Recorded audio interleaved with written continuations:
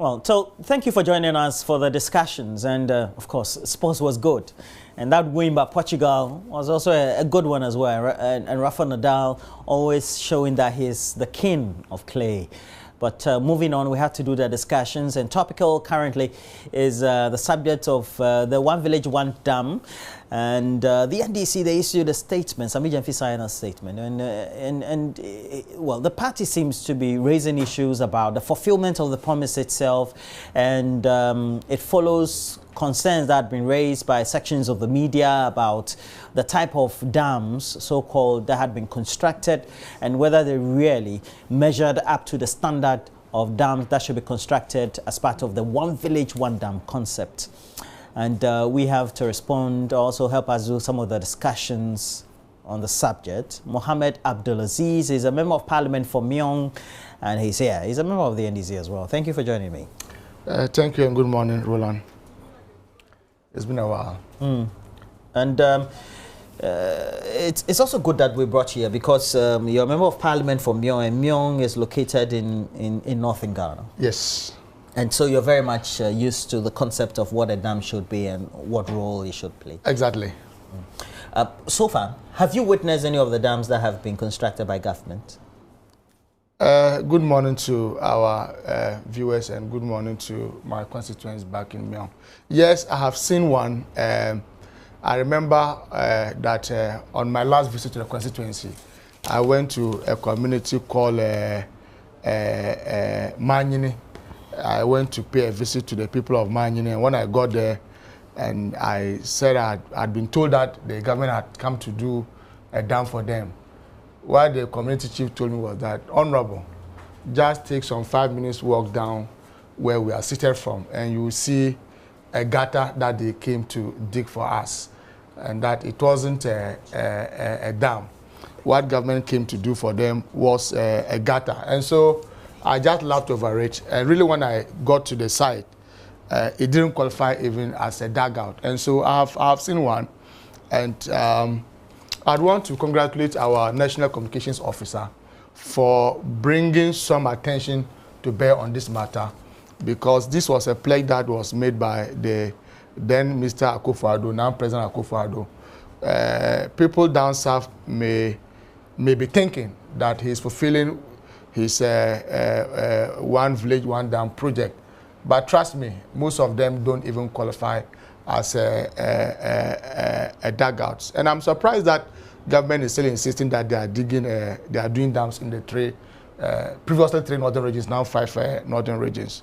Roland, if you want to know exactly how a dam looks like and what a dam can do for a community, especially a farming community, I would invite your station to go to a community called Zakpalsi and Sakwe in my constituency. Zakpalsi and Sakwe? Yes, and Sakwe in my constituency. And you see a classical example of dams that President Mahama did when he was in power. I remember the Zakpalsi and the Sakwe dams were funded from the oil revenue. And so when you get to a community we call Kuljini, you see the signpost that this is a project that was funded by the from APFA, the annual budget funding amount of the oil revenue. And look, these are very big dams that can irrigate farms, that can help them to do dry season farming. And so if the government is not too sure what a dam is, I would invite them to go to Zakpalsi and Sakwe in my constituency. President Mahama did very big dams, and he never announced them. They were done on a quiet, because when you are truly serving the people, you don't need to go on. So something like this is a dam? It could qualify for a dam? This could not qualify for a dam. You see, some of us, look, is it radio A1 or a radio station? One radio. One radio, exactly. One radio. In fact, I've listened to your reports where a chief of a community says that he's so angry that he doesn't even want to look at the direction of the so-called dam. I have listened to your own station, JoyNews. I've listened to your documentary. I've seen your documentary where the chief said that he's so angry at what they came to do, to the extent that he does not even want to use that path, and that even when he's compelled to use that path, he doesn't want to look in that direction. I mean, this is not the story of the NDC. These are testimonies from the so-called beneficiaries of the dams. And so we must be humble enough to admit that yes, we got everything wrong and that we are wasting public funds. Look, and let me also indicate to you that, Roland, in some communities, what they do is that they go and dredge an existing dam.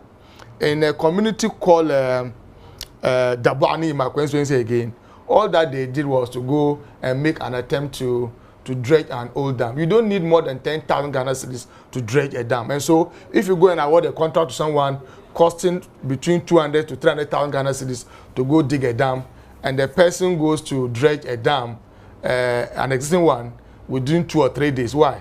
We are MPs, and we know how much it will cost you a day to rent either a bulldozer or a grader to go and work on the dam. You don't need more than 10,000 Ghana cedis to dredge a dam. I have done a couple of them in my constituency. The people will tell you that I did one in a community again called Jimle and Jimle Guma and Pelkwari. You don't need more than 10,000 Ghana cedis to dredge a dam. And even going to dig a dam. Why? Why do you, why would a contractor use a bulldozer for just 4 or 5 days and says that he has been able to dig a dam? The people themselves have told us that some contractors spend less than 1 week and they are done. You can't dig a dam within 4 or 3 days. It is not possible. In fact, remember when you go to the NPP manifesto, they never even promised to do dugouts for the then 3 northern regions, now 5 northern regions. What they promised was to do commercial dams that would support. What's the difference? Oh, when you do a dam, a very small dam like a dugout, purposely for animals to go and drink and for some other purposes, that can be a very small dam. But to say that you want to do a dam that can support irrigation, dry season farming, obviously it should be a big dam, and there should be some channels that would direct the water from the dam to the farmlands. So it is a complete project. Properly engineered. Exactly. That just beyond the collected water, there must be channels that would channel the water from the dam to the farm site. This is not the case that we are seeing here. And so, like I was saying, they promised to do dams. The promise was 1 village, 1 dam. And Roland, the MPP manifesto was not written in Swahili or Arab. When you say 1 village, 1 dam, what you send to us, the signal that you send to us is that every village, not constituency, every village would have a dam. And we told them right from the onset that it wasn't possible to deliver what they were promising. Of course, they were hungry for power, and so they were on a promising spree. For instance, in my constituency again, I have over 200 communities. And who could qualify for small villages. And so, exactly. But so, communities, of course. Yes. And so when a constituency like my own constituency has over 200 villages, and you say 1 village, 1 dam, what it simply means that every village would have a dam. That, you know, is not possible. Today, in the 2018 budget, in fact, in 2017, what government told us was that they were not able to do the dams because it was raining. It never rained from January to December. But not even an attempt was made to do a single dugout. In 2018, when I refer you to the 2018 budget, they promised to do about 570 dams. 570 dams. As we speak today, government itself has admitted that about 90 of them have started. About 90 dams, so-called dams, have been started. 90 is not same as 570. This was a pledge made in the 2018 budget. We are almost midway in 2019. We have only started 90 of the so-called dams. Some of them they've been referred to as pits and ponds. I mean, not by the NDC, but by the same people who are supposed to be the beneficiaries. And so if you promise to do dams, and after having won power, you now come and tell us that you are doing dams and dugouts. And even what we have today are not even that. So it's a complete mess. They are wasting public resources, and it qualifies for willfully causing financial loss to the state. And that's what you stated in the statement. Exactly. And so... And you've had You've had the on-point reply from the Minister of Information, Kojo Oppong. I was just looking at Kojo Oppong's statement. And he says that each dam covers a land area of 2 hectares at least. It is not true. The earth embankment wall has a maximum height of 5 meters. Oh, you see, Roland. And then you your move on. Own station, JoyNews, you have a documentary. It doesn't support what he's saying. The length of the embankment will range between 250. Some of the embankments have been washed away by rains. You don't do a dam and with the slightest rain, the banks are washed away. That's not true. So point 3 of the statement says that with reference to the model of the dams being constructed, it must be noted that the beneficiary communities in requesting for the dams did not request an Akosombo-like type of dam. The model and specification of dams requested for under this program are the exact type known to the people in the beneficiary communities. So the development conforms with the same technical, security and financial benchmarks for dams of this nature. Okay, and we'll read the next to you, but in the meantime, let's go to have an insight into what really has been happening in the communities, as found out by some of our correspondents. Albert Sorry had been on the beat on some of them in his home region. To the 2016 general elections, President Nana Akufo-Addo, then the flag bearer of the new Patriotic Party, made several campaign promises to the Ghanaian people. We're going to go back to Kufuor's time when fertilizer was available and it was affordable for the farmers, for them to be able to... One of these campaign promises resonated so well with the people of northern Ghana, the promise to construct a dam in every village in the north to help promote dry season farming. We believe the correct policies can be put in place that will make it possible for our agriculture to work. We heard him talking about one district, one factory. As far as this part of the world is concerned, I want to go forward, further, talk about one village, one dam, to make sure that in every village, we have a functioning dam to support the agriculture in our place. This promise was first made before the Bolgatanga Traditional Council here in the Upper East region. Nana Akufo-Addo was on a campaign tour with his running mate, now Vice President Dr. Mahmoud Bawumia. While there were debates on the feasibility of this campaign promise, the people of northern Ghana could only be hopeful, because if this campaign promise were to be fulfilled, water from the promised dams would augment the few rains and long periods of drought that characterize the weather pattern in this part of the country. In July 2018, 1.5 years after Nana Akufo-Addo became president of Ghana, he visited the Upper East region as part of his tour around the country. One of his destinations was the Bongo district. On this day, while addressing the chiefs and people of Bongo, the president reaffirmed his commitment to deliver on his One Village, One Dam campaign promise. We have begun the One Village, One Dam initiative, and you here in Bongo can see for yourself that we have begun the initiative. Bongo alone will get 10 dams this year. 570 are being built. You have the minister across the 3 northern regions, and Bongo constituency alone is going to get 10 out of that 560. 570.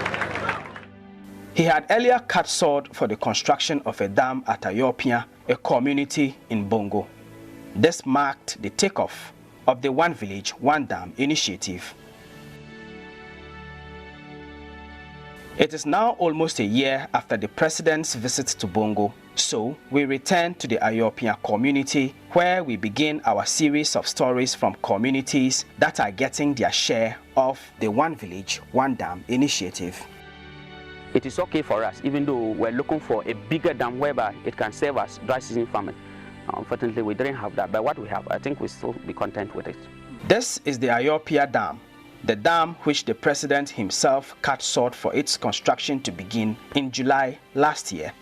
The dam is the size of about 2 football pitches or a little less than that. At the time of our visit, there was water in the dam, so it was difficult to tell how deep it was. However, the assemblyman for the area, Joseph Atule, gave us a picture of what this dam looked like below the surface. He described a sort of reservoir inside the dam which held some water during the dry season until recent rains brought in this water currently seen in the dam. The embankment of the dam looked strong. However, erosion was taking place at the back of it. Also, there were some farms around the dam, but there were no canals from the dam to these farms. The district chief executive for Bongo, Peter Ayembesa, insists that while the dam may not be what the people thought they were going to get, it is still serving some purposes. According to him, the people of Ayopia until now did not have a dam at all. We are living in a community where we never had these dams in those communities. For the past many years, Ayopia never had a dam. There used to be a small dugout within the Ayopia community. I've visited that dam or that dugout several times, and that's why I decided that we should go there, because animals from nearby communities, including swine, go there to drink. For the past God knows how many years, they never had a dam like that that could contain water for the animals to drink, for human beings to fetch, to use it to reconstruct their houses or their homes. In the next of our series, we take you to the communities of Kajelo in the Kasna-Nankana West District and Soin in the Bolgatanga municipality, where portions of the banks to the dams constructed there recently collapsed. For Joy News, Albert Sori and Joshua Asa reporting. Well, in the absence of nothing, this is a lot of work that has gone into this. You can see that it's been properly engineered. Why then would the NDC then issue a statement to claim that this whole concept of activities a loss, financial loss to the state? Let's call a spade and not a big spoon. Adi dams. The people themselves are telling you that this is not what they expected. The very place that the president went to cut the sword for the commencement of the construction of the so-called dams, Ayopia, they say it is about the size of 2 football pitches. Kojo Oppong Nkrumah says that they are about 2 hectares. These are the beneficiaries. These are pictorial evidences from the communities. And so Kojo Oppong Nkrumah and the MPP should be watching some of these things and speak to it. That they say it's about the size of 2 football pitches. You says it's about 2 hectares. A hectare can do about 10 or more football pitches. You have seen the banks wash away just with one rain. And so we must be humble enough to admit that we have failed in this project. And the DCE, an appointee of the president, says that the dams are meant for animals and also for them to fetch for their reconstruction. And so there's nothing about farming. This is the man on the field, an appointee of the president, a representative of President Akufo-Addo has told you that it has got nothing to do with dry season farming. And let me assure you that I don't wish them bad. I don't wish government bad. But I can assure you that in the dry season, all these dams or dugouts will dry out. When you are doing a dam, there must be a source of water that would feed into it. You don't go and dig a pond in the rainy season, and when water is collected from the rains, you say you've gone to do a dam. That cannot be a dam. Wait just a month or 2 after the rainy season in the north. Pay a visit back to these very places, and they'll become death traps. I'm telling you, these are not dams. And so we are just sending an indication to government that tomorrow someone could be standing trial for this project because it's a clear waste of government resources. What do you mean by somebody who is standing trial? You don't use government resources to go and do ponds and say you are doing dams when you know it cannot serve any purpose, especially in the dry season, because the purpose of the project, the primary objective of the project, as we are told, is to support dry season farming. And I'm telling you that this thing cannot support anything in the dry season. It can't. They have just told you that there are no channels to even direct the water to the farmlands. I'm not the one saying it. Your own documentary has spoken to that. And so, Kojo Oppong Nkrumah, Dr. Mahmoud Bawumia, and President Akufo-Addo must listen to the people themselves. They must stop engaging in propaganda. They must stop attacking the NDC and Semi Jemfi for bringing to bear the very issues that are on the field. They must address the issues. If they can commit their resources to doing just a few but real dams, that would inure to the benefit of our farmers and this country at large. But if we go to the statement, he says additionally, the claim by the NDC that financial loss has or will be caused has no basis. No contractor will be paid unless there's value for money. And each dam, as we have to enumerate, covers a land area of some 2 hectares. And according to the statement, you don't need to proceed. Your own documentary says that the size of 2 football pitches. And according to the statement, it is also instructive to note that a dugout or excavator pond, as the NDC would like to describe the one village, one dams, does not have similar features as outlined above. And the features are, if we come down, will be that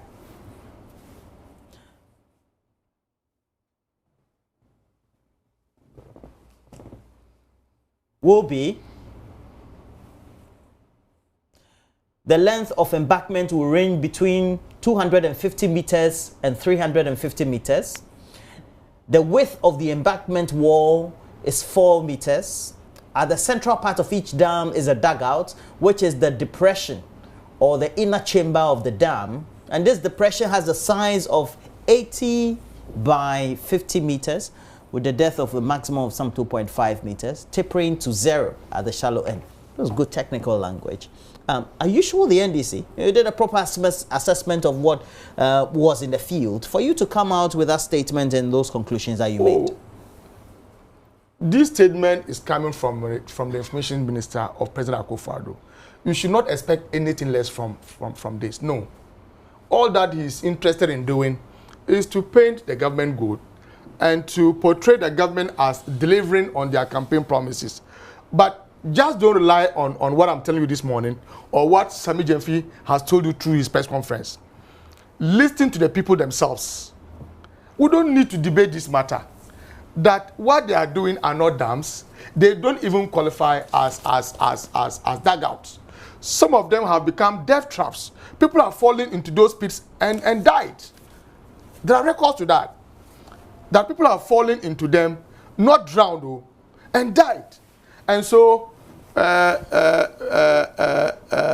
Oppong Nkrumah and Dr. Mahmoud Bawumia, and when Kojo Oppong Nkrumah even says that 300 of them have commenced, you know that's not true. Even the Vice President himself has told us that 90 of them have commenced. Your information minister says 300 have commenced. Who are we to believe or trust? Is it the Vice President or the Information Minister? Even though they both seem to have the same character. I mean, it's unbelievable. We stand by our position that what government is doing is a mere waste of public resources. They want to be seen fulfilling their campaign pledges, but this is not the way to go about it. I would be happy if you come and do just 2 or 3 good dams in my constituency that can support dry season farming. I would prefer that you coming to do some ponds all over my constituency. And I've just given you an example. If you have your reporter in Northern Region, I can fund it. Let him go to my constituency and you will see real dams that were done by the government of President Mahama. And these are real dams. These are real dams. You just don't deploy a contractor. And when you say that causing financial loss to the state, none of the contractors has been paid. The question is, will they be paid or not? You have engaged someone through a contract. There's a contractual obligation on you to pay. And so whether you've advanced some money or not, the fact remains that you have awarded a contract and that you are going to pay for the contract. In any case, why? Mobilization. Haven't they paid the mobilization to go to sites? I'm sure they have. But for every government contract, sometimes you are required to pay some mobilization to go to site and start work. And so Kojo Nkrumah should stop saying that government has not paid any money, so it cannot be causing financial loss to the state. It can. And to have 300 dams being constructed, Vice President says 90. Yes, but so who are we to believe? This is the latest. We are believing the latest statement. Oh, so we should abandon the one that the Vice President told us when he visited the northern regions about last week. We should abandon that one. This is the latest statement. Oh, Roland, we should abandon the one that the Vice President reads that currently there are 300 dams under construction. 4 out of the 300 dams, representing 1.3%, are the only ones to have recorded challenges. And these include ongoing works at the dam at Kajelo in the Kasina-Nankana West District, which was damaged by an unexpected rainfall, but it's since been repaired according to the statement. It says the NDC, which continuously fails to provide alternative solutions to the irrigation challenges up north, suggests that the evidence of a failed program and so has caused financial loss to the state. What will be your alternative as a party? For now, we don't have a party manifesto. So even if I was speaking to our manifesto for 2016, we had a comprehensive project proposal in respect of agriculture, especially farming. President Mohammed and the NDC had promised what we call the maybe if I get the name, I would update you on that. But it was a comprehensive farming project that was going to allow farmers to even access credit at the local level, at the assembly level. It was going to allow farmers to access tractors. Today, in 2016, it only costed you not more than 40 Ghana cedis to plow an acre of a farmland.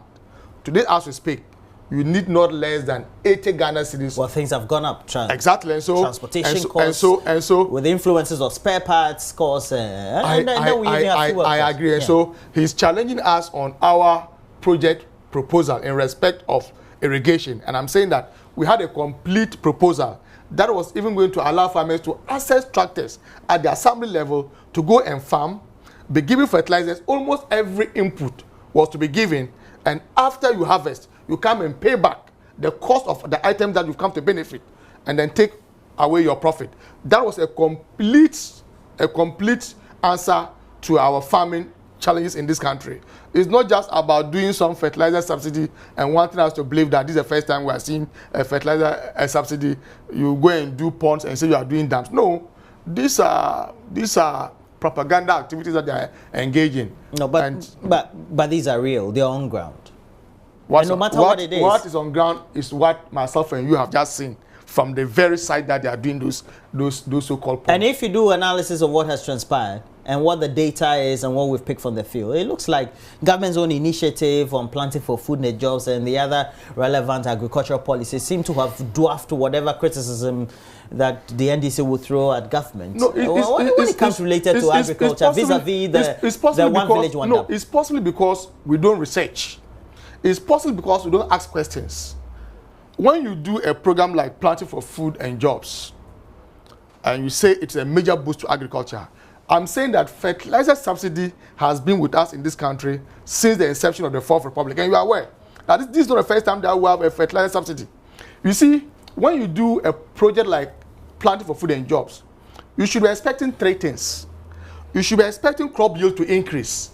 Go and find out either crop yield has increased with the commencement of the Planting for Food and Jobs. That we haven't asked that question, and that we haven't researched into. You should also be interested in food prices. Either cost of food is increasing or not. We are talking of inflation in respect of food items. Those questions we haven't asked. We must also be asking how many people are now engaged in farming as a result of the Planting for Food and Jobs. Those questions we don't ask. And so the tendency is that we all fall into the trap of the MPP, that because they are doing Planting for Food and Jobs, agriculture is booming. Because they are doing their so-called one village, one dam, it is boosting agriculture. That is not true, and that cannot be true. Roland, I don't want us to engage in a banter on this matter because there's material evidence from the very site. We have seen them, and this cannot be dams.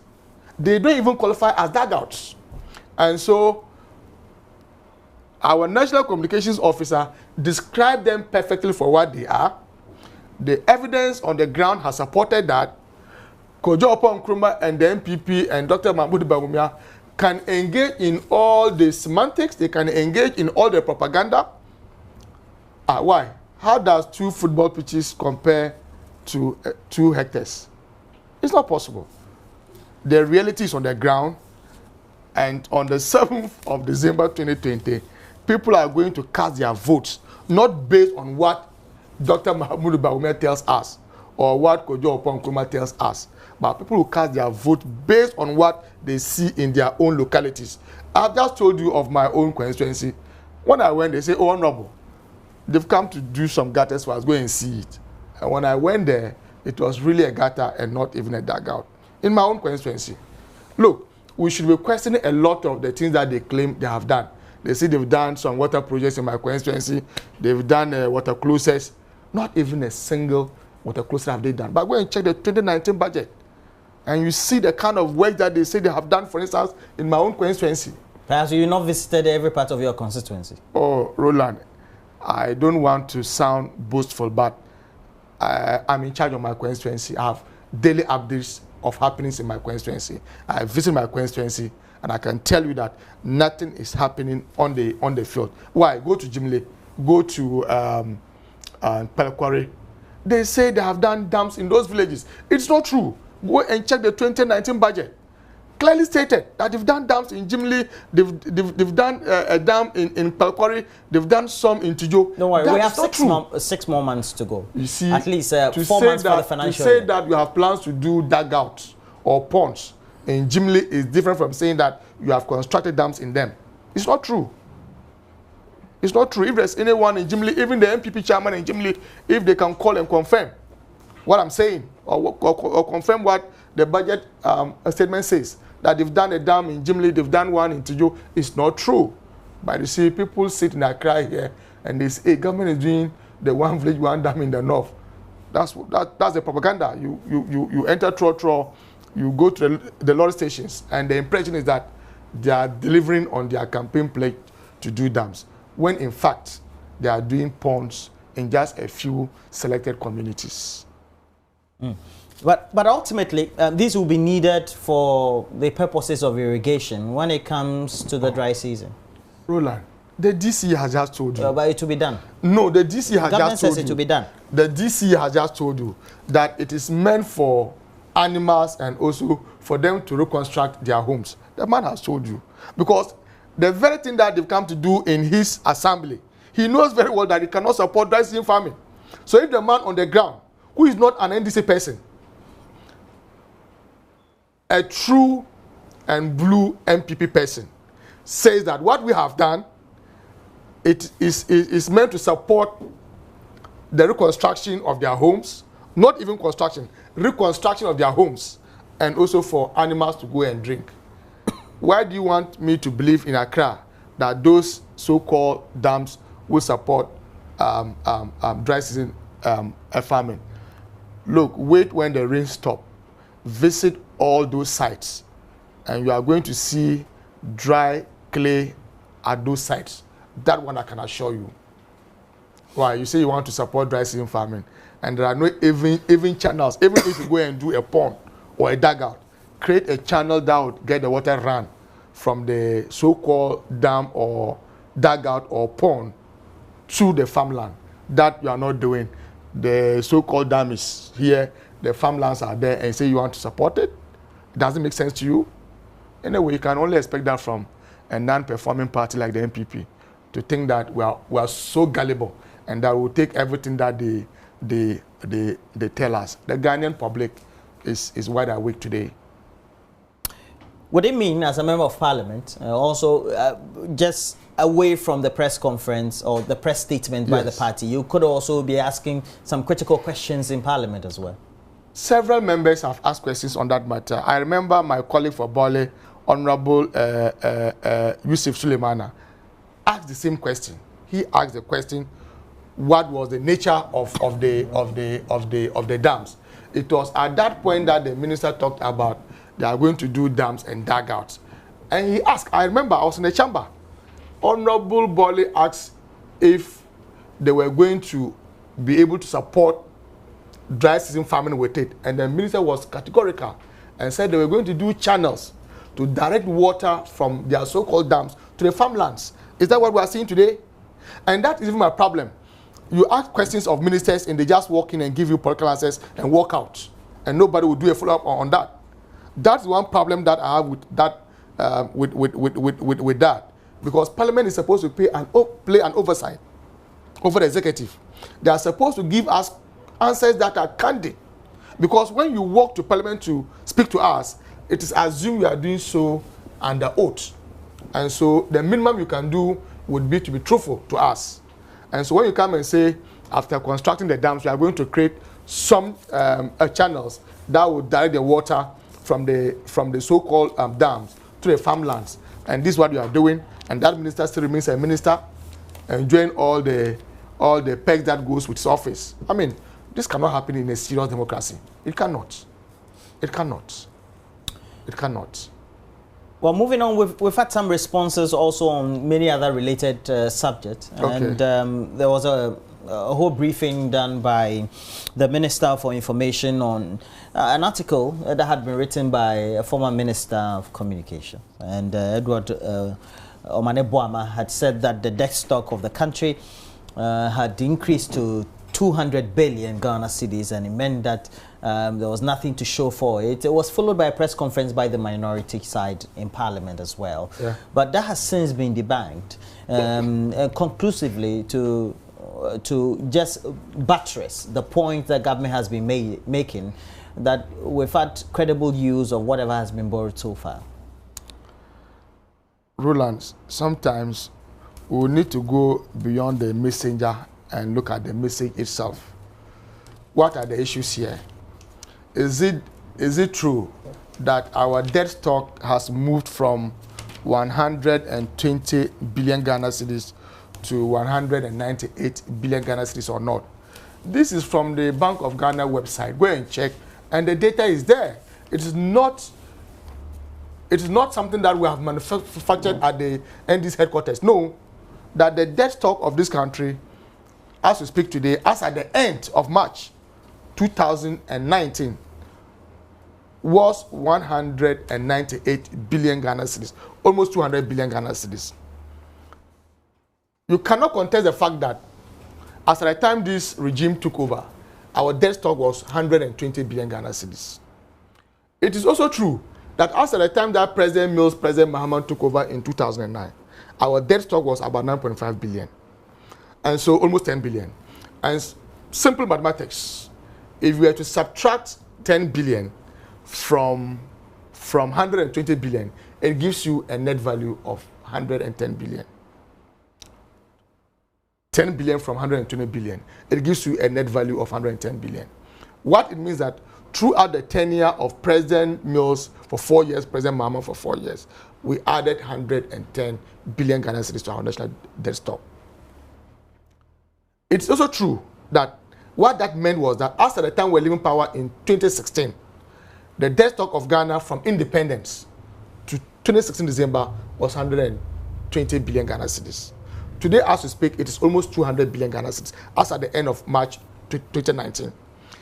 You see, we in the NDC don't say it is bad to borrow, because we borrow when we're in power. But we borrow for a purpose.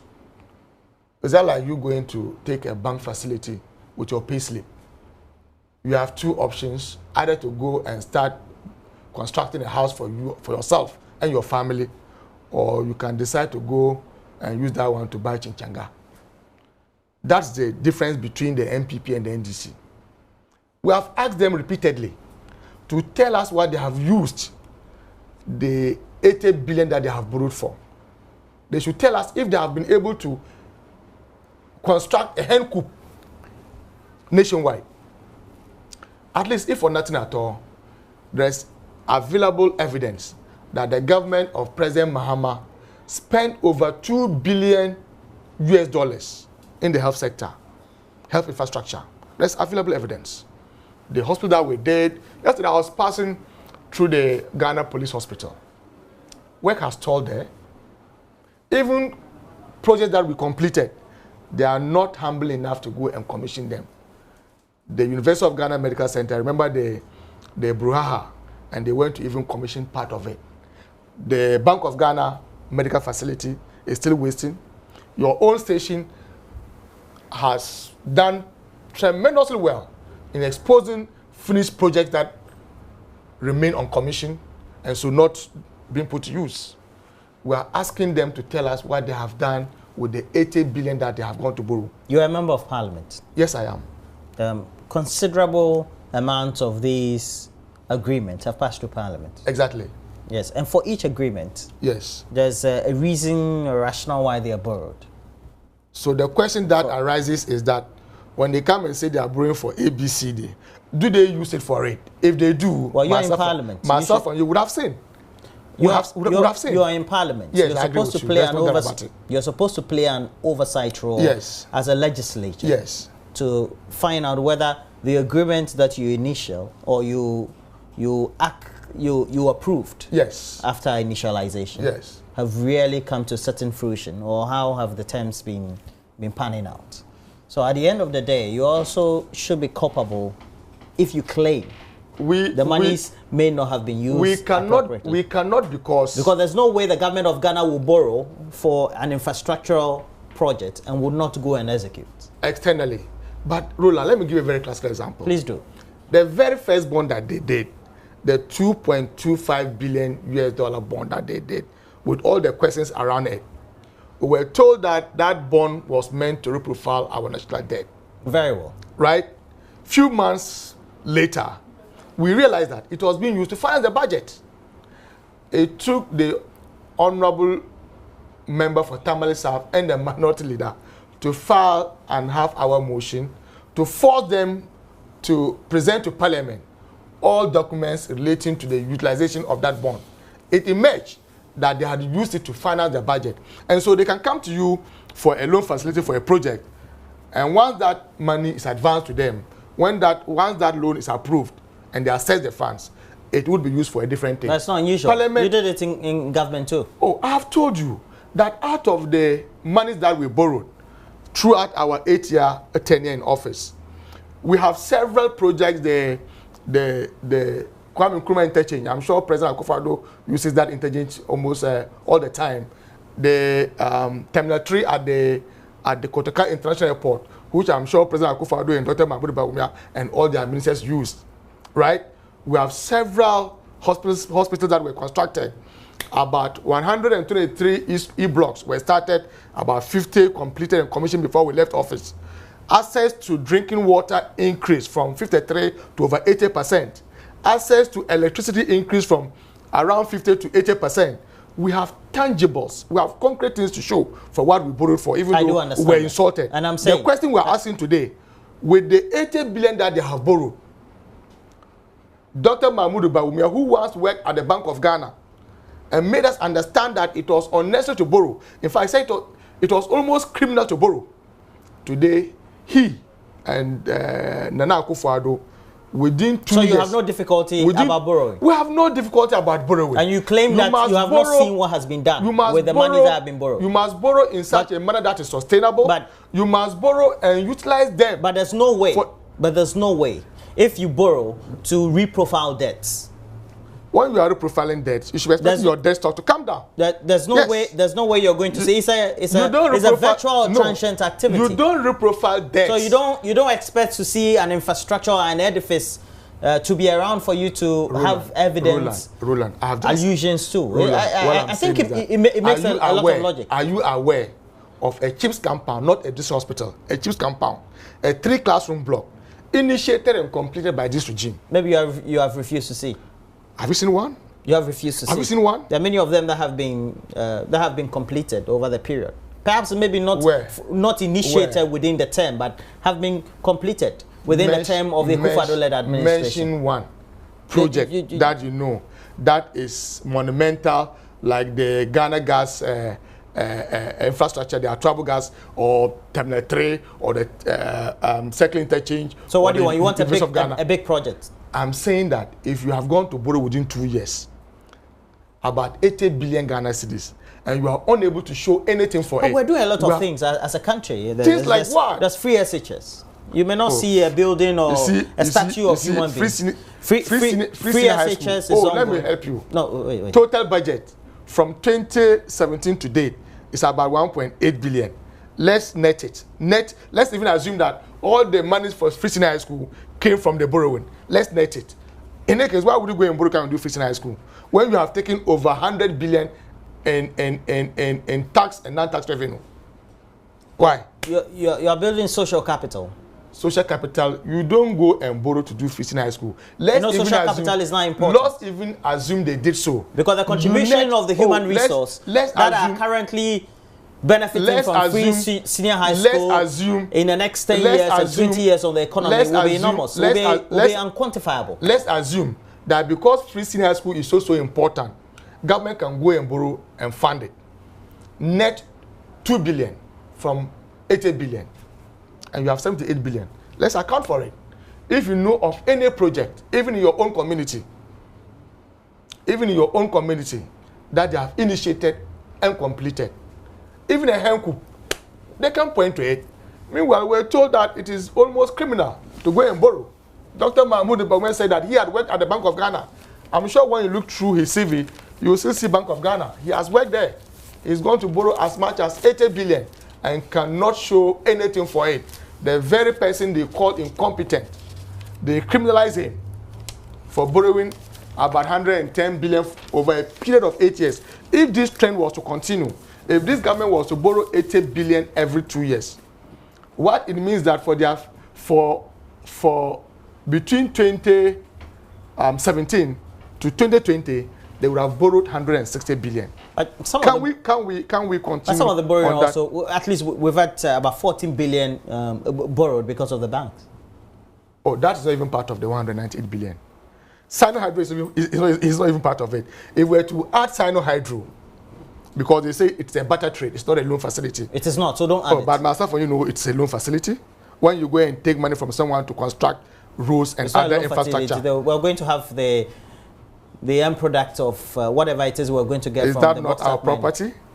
Couldn't we have sold that bauxite and pay them? Is that facility attracting interest or not? It has all the features of a loan. That's exactly what we're coming to. The IMF says that we cannot make that inclusion. It's because we have not drawn on it. Once we assess the funds, it becomes a loan. For now, we have drawn about 500 million out of the 2 billion. But I'm saying that Sino Hydro is not part of the 100 and it's not part of the 80 billion that they have borrowed. The bonds that they have issued in respect of the financial sector cleansing is not part of the 80 billion. And so if we were to add all these constituents, I'm sure they'll be hitting around 100 billion. Mohammed Aziz, Member of Parliament for Myong, thank you for joining me this morning. Thank you to Roland. I've enjoyed your conversation. Thank you, Roland. We have other related conversation and talking about many others. And I know that, of course, he also will be interested about the National Science and Maths Quiz. Yes. You've been following over the years. Yes, I have. I have. Very interesting development. Except that, you see, we don't see the corporate world support such initiatives. You know, I'm not trying to downplay other programs. You know, some beauty parade of a sort would attract all the funding from corporate world. I think that the corporate world should be funding some of these projects that has a future for us. It would add to research. It would add to knowledge. I think corporate world should support it. Yeah, that's a good one.